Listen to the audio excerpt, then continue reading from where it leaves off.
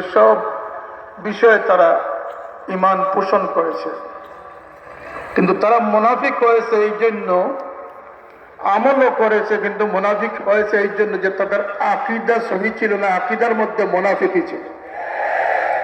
আমার বাবার শেষ জীবন পর্যন্ত মুনাফিকদের আকীদার বিপর্যয় ছিল, আকীদার উৎপাত ছিল।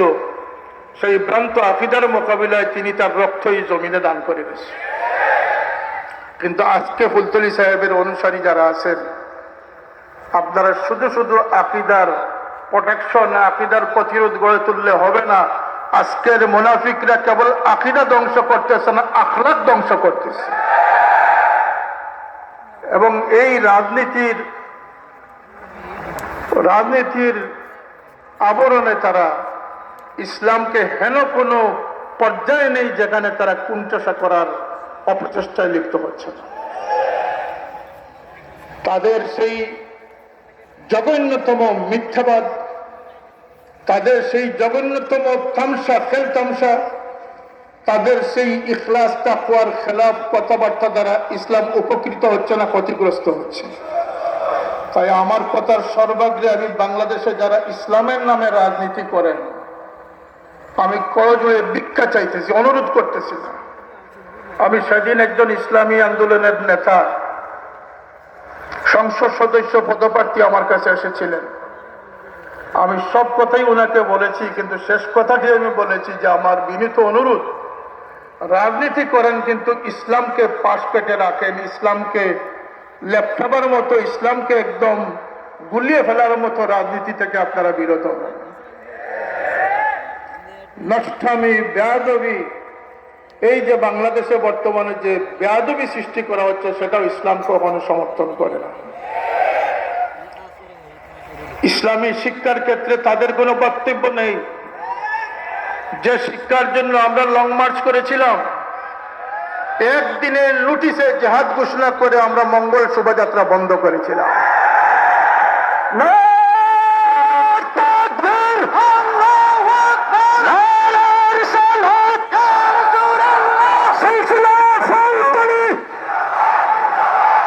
হাজারো লক্ষ লক্ষ সরকারি মাদ্রাসার শিক্ষকদের, তারা ছিল অবহেলিত, তারা ছিল বঞ্চিত। তাদের বেতন বৈষম্য দূর করা আমাদের পক্ষেই সম্ভব হয়েছিল। কিন্তু আজ অবধি মাদ্রাসা ছাত্রদের ডে মিল টিফিনের ব্যবস্থা আজ পর্যন্ত হয় নাই। যে স্বতন্ত্র কারিকুলামের জন্য আন্দোলন করেছিলাম, আপনারা মনে করতেছেন আমরা জিমিয়ে পড়েছি। একজন যোদ্ধা কখনো তার অস্ত্র জমা দিতে পারে, তার ট্রেনিং জমা দেয় নাই। আজকেও আমরা শুনতে পাচ্ছি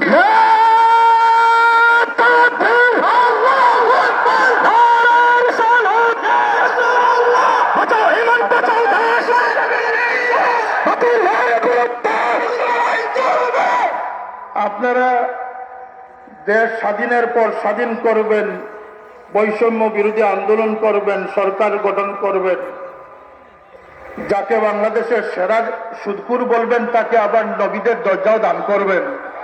এটা আপনাদের পক্ষে সম্ভব হইলেও আহলে হকের পক্ষে এটা সম্ভব নয়। এখনো আমরা শুনতে পাচ্ছি ক্লাস 9ম-10মের বইয়ে সেই সমকামিতার মতো জঘন্য ইসলাম বিদ্বেষী পাঠ্যপুস্তকের মধ্যে সেই পাঠ্য দিয়ে এখনো ছাত্রদের চরিত্র ধ্বংস করার চেষ্টা করা হচ্ছে। রাজনীতি আপনারা করেন, রাজনীতি আপনারা বুঝেন, সরকার গঠন করেন, সরকার পতন করেন, আমাদের কোনো আপত্তি নেই। কিন্তু এদেশে কোনো সরকার প্রতিষ্ঠিত থাকতে হলে এদেশের ইসলাম মুসলমানদের অনুভূতি নিয়েই থাকতে হবে।